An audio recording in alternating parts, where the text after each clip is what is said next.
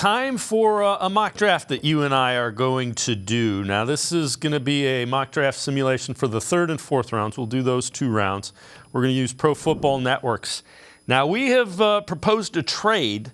We are sending 74, 111, and 142 to the Detroit Lions for the 55th pick in the draft. So we're giving up our first pick in the third round, our first pick in the fourth round, and a later round pick to get 55. Let's take a look at the Lions have accepted the trade in this mock draft simulation. So the name that I was hoping would be there is there. So the decision becomes, do you want Jack Campbell, linebacker from Iowa? Do you want Hyatt, wide receiver from Tennessee? Jack Campbell's the guy I was hoping, and we did this 3 times twice. Jack Campbell wasn't there. He's there in this simulation. So who you picking here? I'll defer to you with pick 55. All right. Well, Dave, I'm with you on Jack Campbell 100% here. And every mock that I have done, I have tried to trade up high enough to get him. 55 is normally as high as I can go until you start to really have to give up a lot more assets than you want. But 6'5", 249 pounds, 125 tackles this past year, 59 solo. 2 interceptions, 9.9 overall grade according to Pro Football Focus. He has everything you want in a linebacker. I mean, he is huge for a middle linebacker too. If you draft Jack Campbell here, and by the way, I don't believe he could, and it's not going to surprise me if he went to the Bills at the end of the first round, because they do need a linebacker to replace Tremaine Edmonds there. But Jack Campbell to me is a no-brainer here. And I will say, the caveat is you have to hope Jimmy Haslam doesn't get involved and want Jalen Hyatt. I'm serious with that Tennessee connection. All right, so let's take Jack Campbell. So we have traded away the first pick in the third round. So we'll pick again in the 90s, right there. Yeah, we're not going to make any trade. We're not making any more trades. We made our trade for the draft, so we're going to dismiss those. All right, Brian, pull up the defensive side of the ball. Give us a look at who we have. You like anybody you see there? We're looking defense. Let's see. Let's see if we can go edge. All right, do we have an edge? Pull up currently? the edge rushers.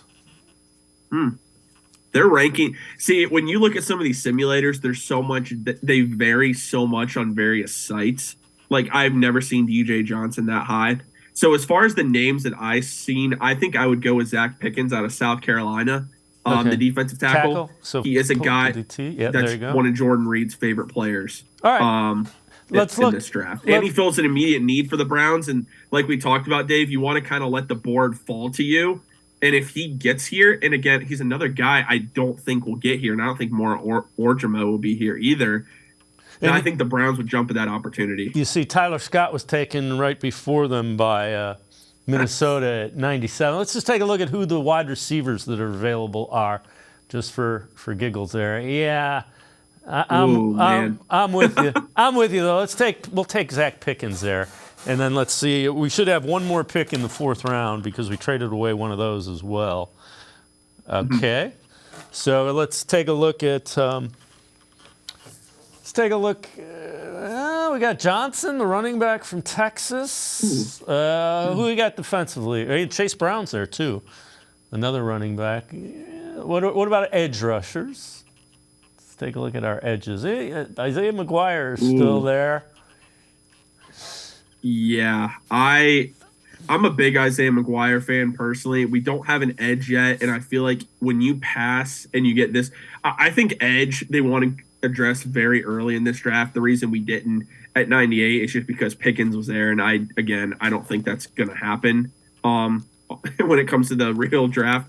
But in this case, I think Isaiah McGuire makes too much sense. He tests out exactly how you want. A really good RAS score. Age-wise, he's there. Productive player, played in the SEC. Andrew Berry, he's drafted a good amount of SEC players. I think Isaiah McGuire would be the pick here. And again, if you look further down the list, Yaya Diaby, I mean, I don't think he would be there, like having him at 198. But some of these guys, like I'm very questionable on Pro Football Network's rankings here because I don't see some of these players being there. Isaiah McGuire, to me, I think goes in the third round, but I would take him if he is here. All right, let's take him. So we come Love out it. of it with Campbell, Pickens, and McGuire, and I think if Andrew Berry could do that in rounds 3 and 4, I think he runs the cards up there and gladly does that. I think if you get those 3, I think you're in pretty good shape. You can set up and take a running back and a wide receiver a little bit later in the draft. Absolutely. That's how I would probably set it up. I think the positions they want to address early in this draft, it's going to be unless a wide receiver falls to them, then in that case they could pull the trigger because, I mean, if someone's going to fall to you and it's someone you don't believe will be there, you make that pick regardless on what position you might really be targeting. But I think linebacker, safety, and defensive end, they want to address pretty early. If a D tackle falls to you, like in this case, Zach Pickens from South Carolina did, then you take him. But they're going to let the board fall to them. But I think those are the 3 positions they really want to address, if possible, before day 3 of the draft. And we did trade up. I don't necessarily think Andrew Berry. I think he's more likely to trade back than up. Your thoughts on that?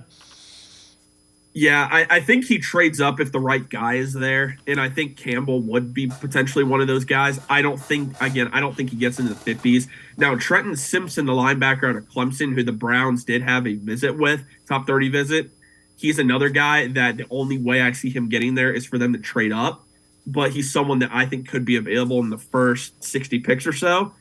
Now, that's a scenario. If Andrew Berry really likes him, they could trade up for him.